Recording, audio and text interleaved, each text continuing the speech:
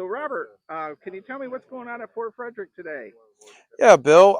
We are having our annual French and Indian War muster, which is a living history and tactical demonstration weekend. We have folks here portraying British regulars. We have provincial troops. We have militia.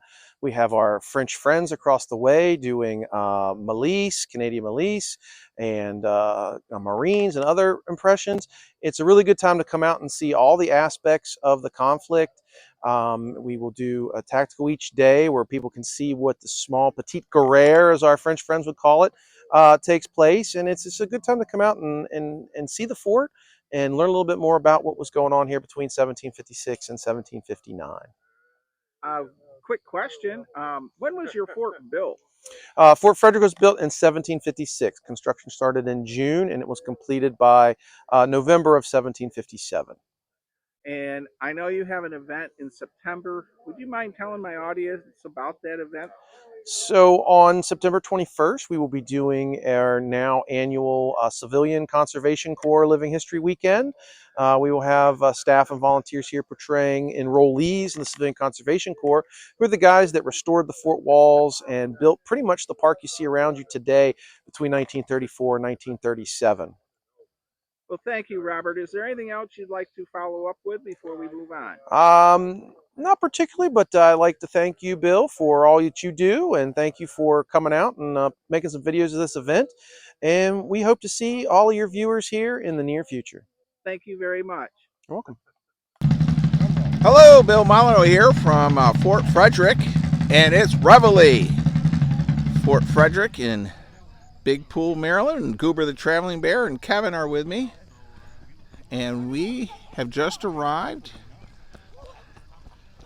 and there is a lot of activity, and somebody's scooting by my camera. Well, we're going to tour the fort, we're going to do some interviews, and this is our introduction to Fort Frederick and their French Indian War Muster Day.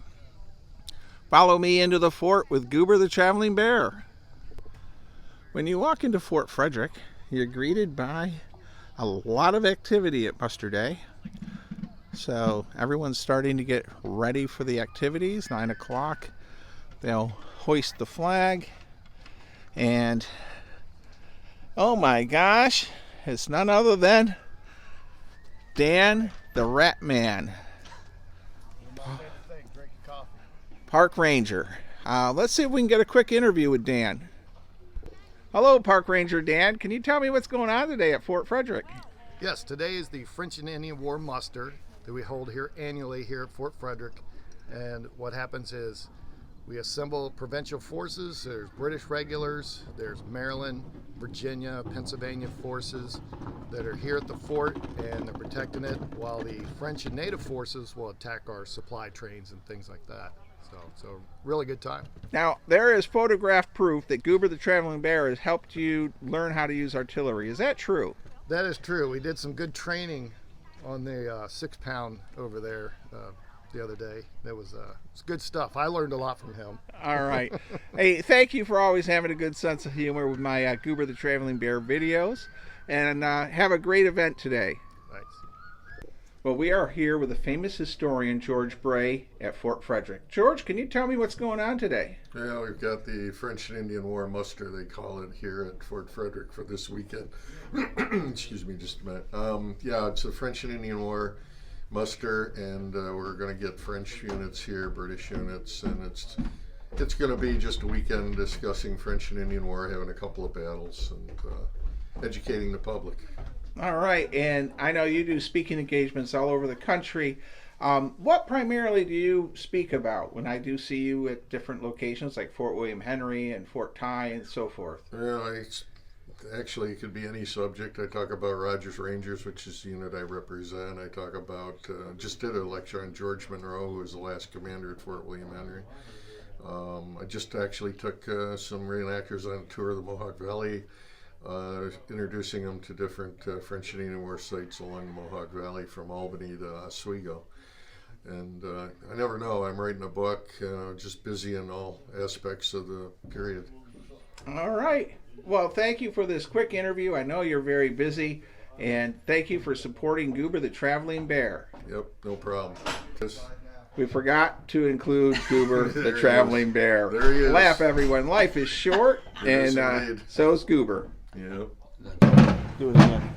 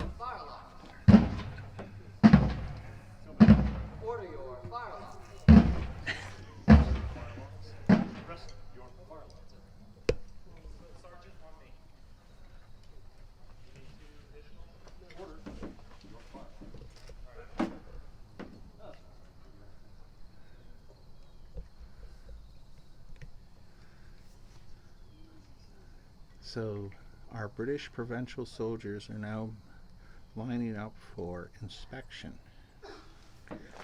We have our main officers are Bob Nipar, Frank, and Park Ranger Robert Ambrose.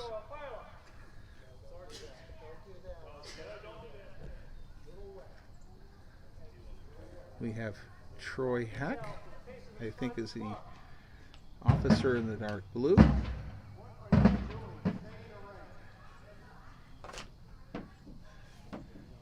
So they are getting ready for the flag raising.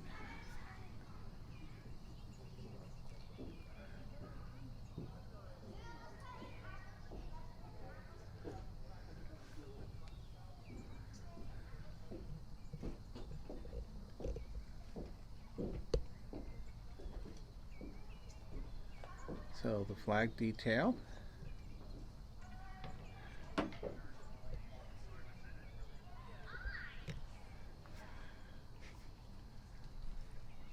Now there's a discussion going on between the officers and the flag detail. And the officer with the two privates with their Maryland flag is Bob Nipar.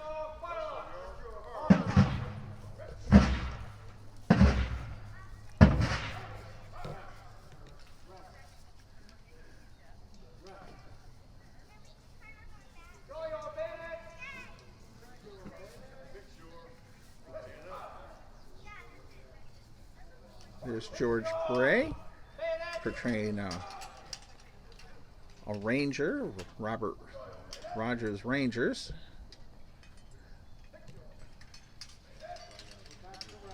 And let's see if we can zoom in.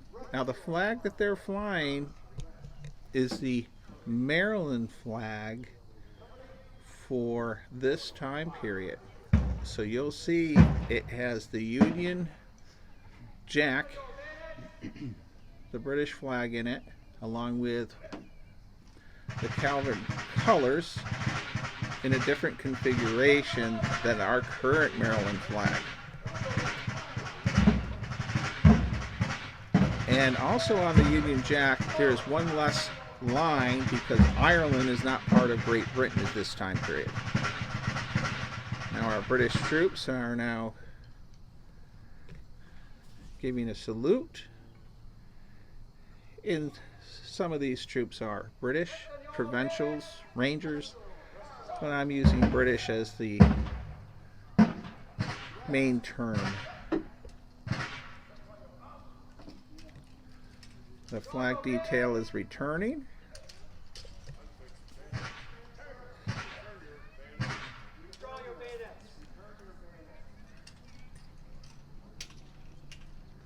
And they return their bayonets, which is a sword on the end of your musket. There are some Highlanders in the back line. And you'll notice some of these officers have a gorget around their neck. Piece of silver or brass metal that represents that they are an officer.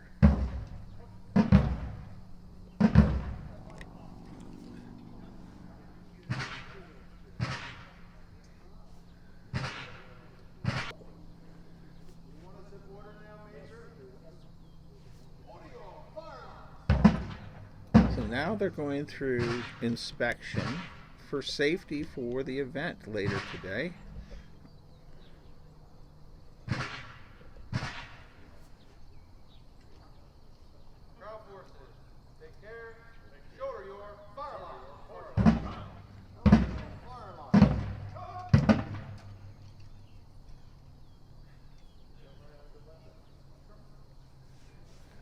And here we have Robert Ambrose.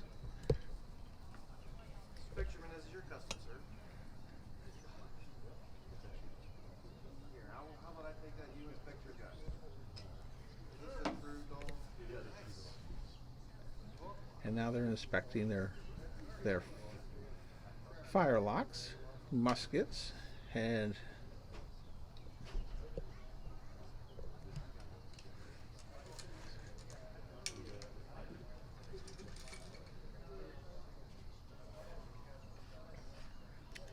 so this safety is done prior to each of the battles to make sure all these weapons are working properly.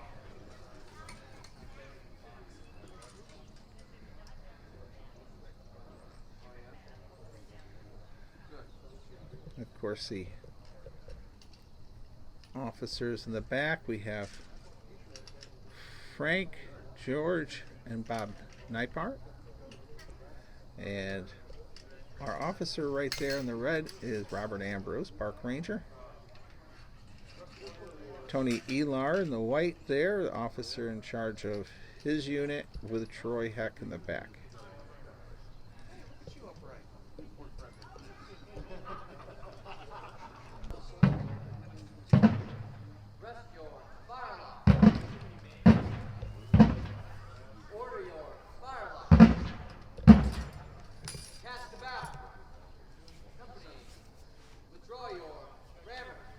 So now they're inspecting their cartridge boxes and knifed weapons such as knives, swords, and tomahawks.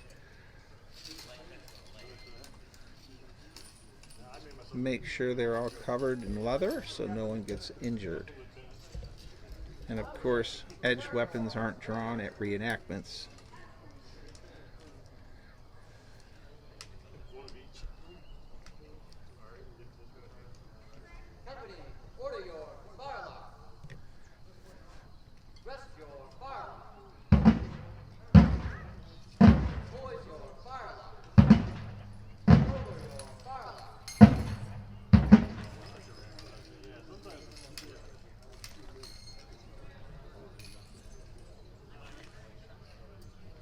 We'll pause the camera here. So Robert Ambrose, the Park Rangers, now inspecting the next company in line for safety.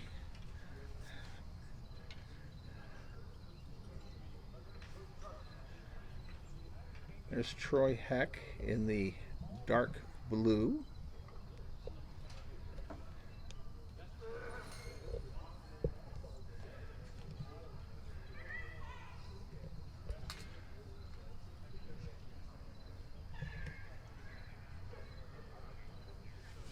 So the next company is all set. Now they're so everyone is passed with no issues.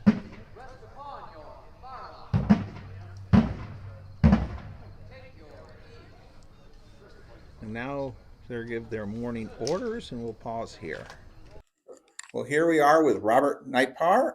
And Robert, can you tell me what you're doing here at Fort Frederick? Well, I portray a British engineer, so what I've done is brought my engineering stuff.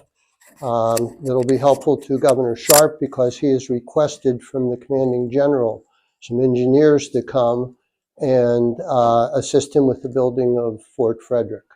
So we're here to give them some direction. How many men would be with you to help design and set up the fort? Well, initially he didn't specify a number. There was to be 2 of us to come here, but the other gentleman got sent for other duties, so they just got me. Well, may I ask you a couple of questions, Mr. Robert? Yes, sir. Was this fort ever attacked? No, never fully attacked as in other forts. The French and natives did raid down this far. In fact, there were some individuals with them who had defected to the French, and they were caught, tried, and executed under the rules of war. But it was never fully attacked at any time. Well, it looks like you're having a lot of equipment. So the officer that you're portraying, did you go on to Fort Ligonier or one of the other forts? Yes, I've been to Fort Niagara, Fort Ligonier, Fort Oswego. We're not attached. We get attached to a unit, but then we can be sent anywhere based on need or want. Just like they sent 5 engineers with the Braddock campaign, but pulled 3 of them for other campaigns. And the same thing during the Forbes attempt to take Fort Duquesne. They pulled some of the engineers. So we can be sent or moved anytime, any place. And not only within the colonies. It could be back to Minorca. It could be back to Europe, any place that the British are fighting. Well, quite amazing amount of equipment you have laid out here. And I have to ask, what are the metal chains or links there? Well, that is actually a surveyor's chain. One of the things that Braddock, or was in the Braddock campaign, was to measure the road that he was making and building. That chain is 66 feet long. It was um, it was a surveyor's chain, and each link is 7.92 inches long. Um, its length is 600 or 66 feet, but if you take 10 hole chains in surveyor's chains, that's 660 feet. 660 feet is one side of an acre, which again, a surveyor would use when he's laying out properties. Next to that is actually a rope chain. It's only 50 feet long. Each link is 12 inches, which is based on the British system of measurement. Their first dimension is 12 inches, and that's an engineer chain. They both did have rope chains, and the engineer also had a steel chain. Theirs was either 100 feet long or 50 feet long, the engineers. Well, thank you very much. Anything else you'd like to comment about before we say goodbye to let you get back to what you need to do as an officer here at the fort? Well, I'll say the engineer was required to document all his work in writing and in drawing. So you see some of the equipment on my left here. They also used the natives because they were usually in front of the Army, searching for a road or a path. They were using the natives for as guides or as hunters for them because they were usually a week or 2 ahead of the Army and not directly connected with the Army. So you have trade items to pay the Indians. All right. Well, thank you for your time on this interview. I know you have a lot going on, and I hope you defeat the French today. We're going to do our best, sir. Hello, Troy. Can you tell me what you're doing here at Fort Frederick? Well, this weekend at Fort Frederick, we're having the muster, and units, provincial units, regular British units from all over the area are converging here, and we're going to run the French out of our area. So we've heard reports that there are French moving in the area, and we're here to drive them away. Now, what's your rank here? I believe you're an officer What's the thing around your neck? So the thing around my neck is a gorget, and it's the last piece of armor that existed in the 18th century. It was traditionally a larger piece that went up here, covered the neck, protected from a sword slash. We wear it today as a symbol of being an officer. We wear that and a red sash. When we're in the field in combat operations, we get rid of the sash, keep the gorget on, so that our men know who we are and other British soldiers can see that you're an officer. So. All right. I was curious, what is your rank and what is your command? I portray Lieutenant Colonel Adam Stephen. I'm in command of the second company of the Virginia Regiment, which was Adam Stevens' company.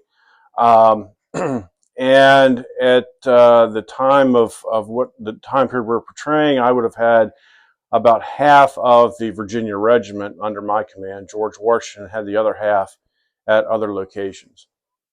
All right. Is there anything else you'd like to tell me before we end our interview with you? This is a great fort to come to. There's a lot to see. They've got the barracks decked out in different vignettes, so you can see how static displays of how life was like during the French and Indian War period. And then, of course, this weekend you'll get to see various units here living in the fort and living the way they did back in the 18th century. All right. Well, thank you very much, Mr. Troy. Thank you, Bill. Well, as we travel through Fort Frederick, I've done many videos of Fort Frederick, but we'll hit a few things. Here we are at the officer's kitchen with our fireplace and our utensils, and Fort Frederick does a fantastic job decking the fort out. And here we have the barracks. And So Alex, what are you doing here at Fort Frederick? I'm here portraying the captain of the 77th Grenadier Company. We're a Highland regiment, so I have my officer's coat with silver lace. I have my kilt. I have my sporran. I have my bonnet, and we have here garrisoning the fort to protect it against the nasty French invaders. Wow. What's the silver thing around your neck? Oh yes, this is my silver gorget. This is an indicator of my rank as captain, and also that I'm on duty. On ready. If anybody needs anything or ready to command the troops. And I have my sash as well. Here, this is another indicator of my rank. And then you have my silver aglia. And so then here I have my silver aguilette, which is another, again, indicator of my rank. So there isn't necessarily the same kinds of indications as modern where you say like, oh, this is specifically captain or specifically lieutenant or major, but you have all these pieces, and then the privates just know, oh, that's an officer. I shouldn't really talk to him. But you can also see my coat is a like finer red. It's a more expensive material. The privates have a muddier brick colored red coat. It's a coarser cloth.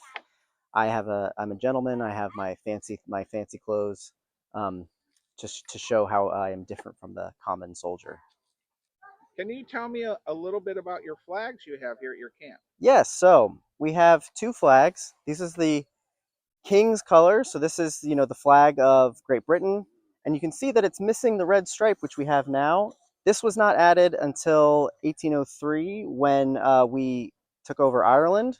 So at the time, we just have the red cross in the front, and then you have the blue and the white stripes for Scotland and England and Wales. And then here we have our regimental colors. So these are the green for the 77th. As you see, we have green facing. So my collar and cuffs, this is indications of the 77th. And then our flag is also green, matches the facing color. And then you can see we have the little King's flag in the corner, obviously indication of, the British Army. And then we have our regimental number in the center, 77th, and then the decorative flowers and thistles around as just, regimental decoration, because we want our flag to look nice. Very nice. And two quick questions, if I could. Were you ever stationed at Fort Ligonier or Fort Loudon?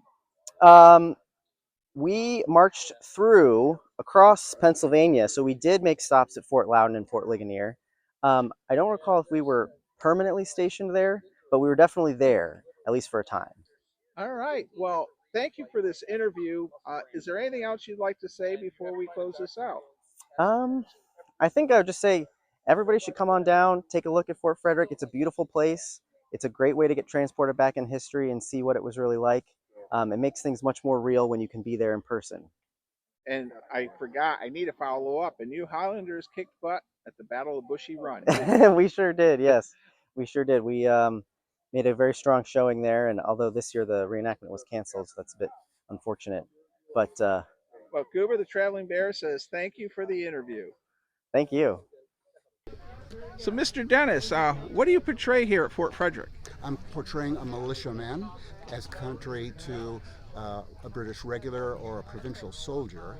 So there were militia laws that go way back in time in the colonies. Pennsylvania and Maryland had them, as did others, and that it required individuals, men, who were capable of handling a weapon. You might think in terms of the ages of 16 to 60, but that's just a rough approximation, to be ready to be summoned in the event of an emergency to fight and defend their county. And so I'm portraying someone who's elderly, but I'm still able to function with a weapon, and I'm carrying a Brown Bess musket, and I'm wearing civilian clothes because I'm not a military person in the sense that I'm a British regular or a provincial. And so this is what I have to be a soldier with. And what's that box around your belly? It's a cartridge box, and so within the cartridge box are a number of paper wrapped cartridges, and you might think of these as being like a grandfather of a bullet, but they don't have all the components of a modern bullet. For that I need a flint, which is the source of ignition of the gunpowder that we're going to use to load. Well, thank you very much, Mr. Dennis, for this quick interview. You're welcome. Well, the different camps are having breakfast now. This is Tony Elar's unit.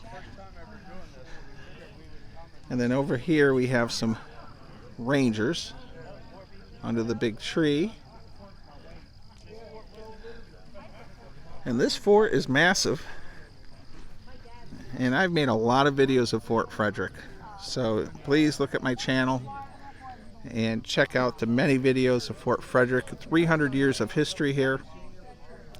Let's go check out this camp. Kevin, we're in the store. What did you find? I found French and Indian War Volume 2. And what is featured on that box? Why, that looks a lot like Fort Frederick. And that's the fort we're at. Yeah. Very cool. All right. By the little-known designer and publisher. Hello, ladies. We're walking by, and what are you working on? Well, first of all, we're portraying local settlers, civilians who lived near the fort or were employed by the British Army to provide things that the supplies that the garrison wasn't issued. I'm portraying a local farmer's wife, Pennsylvania German. A lot of German settlers settled in Western Maryland and PA, and I am spinning wool today. It's my usual flax, but today I'm spinning wool on this little painted German-style wheel. I'm making wool yarn that I'm going to weave, but could be someone that knits could knit it into a toque. Is that the French cap? A toque. A toque. I did not say that right. Well, that is pretty. You're taking that and turn it into basically a string of yarn. It's yarn. All yarn is produced by spinning. Only nowadays it's by machine. But this is how, prior to the Industrial Revolution, this is how yarn was produced. And before spinning wheels, there were spindles. And because I'm weaving with it rather than knitting, I am spinning it pretty firm, a worsted style. It's all going the same direction, and in a small diameter, like maybe lace weight, or it's worsted style spinning. And because I weave with my yarn. Do your feet get tired after a while of spinning? Not really, no. It's not my feet so much as just leg muscles. And how a spinning. You want me to go into how a spinning wheel works? Sure. Okay. The treadles, my feet, turn the drive wheel. Okay. This is the drive band. It's a system of pulleys. One pulley turns the bobbin, which winds the yarn or thread on. And unlike a sewing machine, which does it automatically, I have to manually position the yarn on the hooks in order to keep it even. And the other pulley turns the flyer, which is actually putting the twist into the yarn. Because see how it's just, without spinning, it would just pull straight apart. Okay. So if I let go here, watch what the twist will move up towards my top hand. See? Okay. It'll just go, and then I want it to go on. Now, what's this little box over here with strings in it? This is a tape loom. Used for all kinds of things. Women's clothing didn't utilize buttons normally.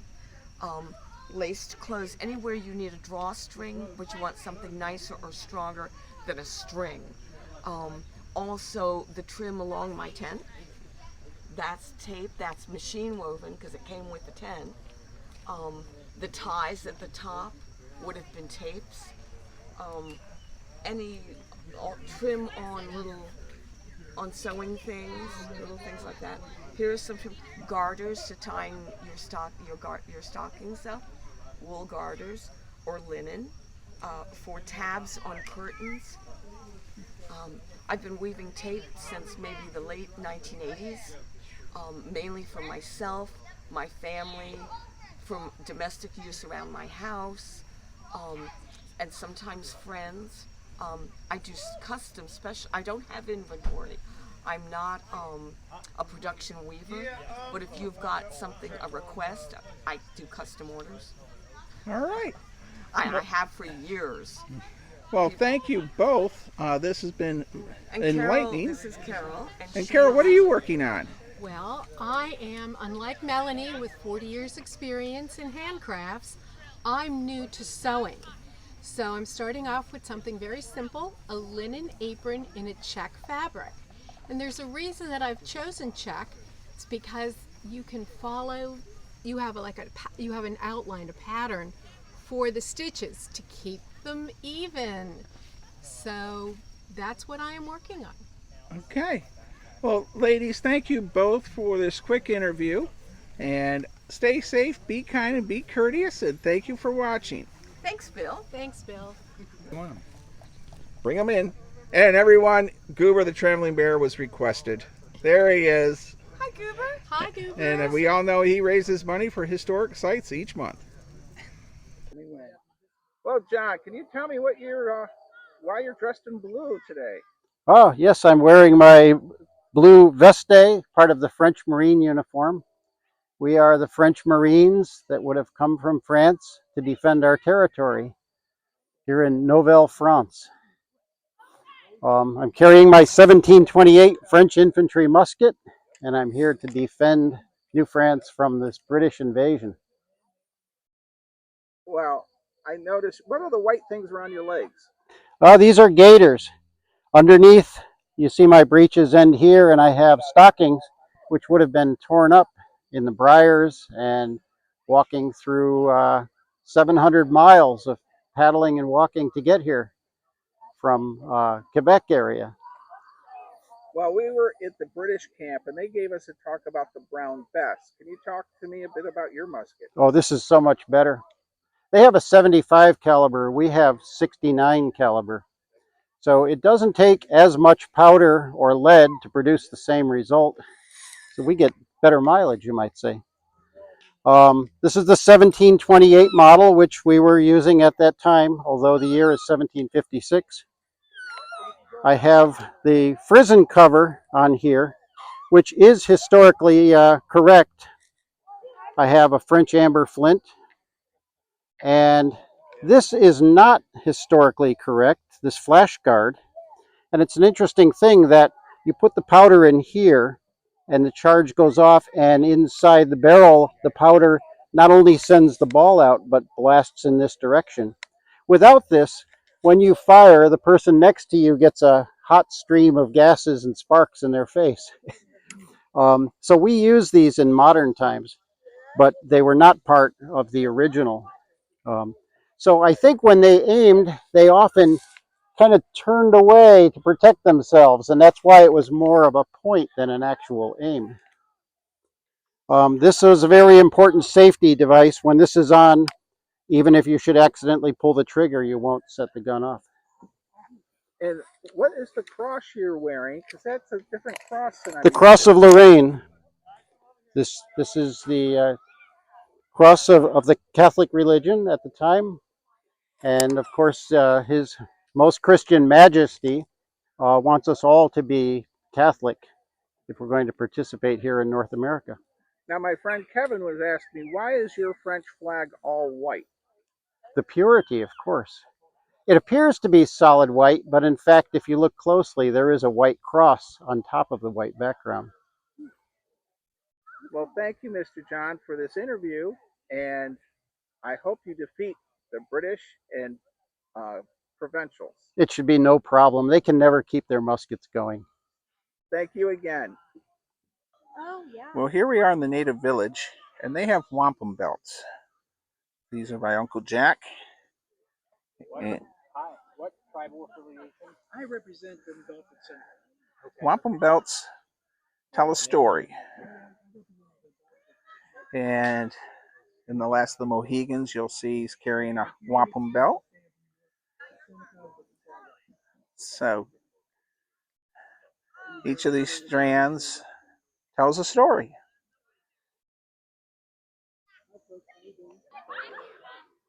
Well, the Native American camp is just filled with Boy Scouts and tourists, and they're just so busy we can't interview any of our Native American reenactors. And we do have Elizabeth. She has got a school group or kids that she is working with lacrosse, which is a Native American sport. Well, this is it for my French Indian War video here at Fort Frederick. They're getting really busy now with a lot of tourists showing up, and we're going to say stay safe, be kind, be courteous, visit Fort Frederick, and don't forget, September, they're going to have another event here on the Civilian Conservation Corps.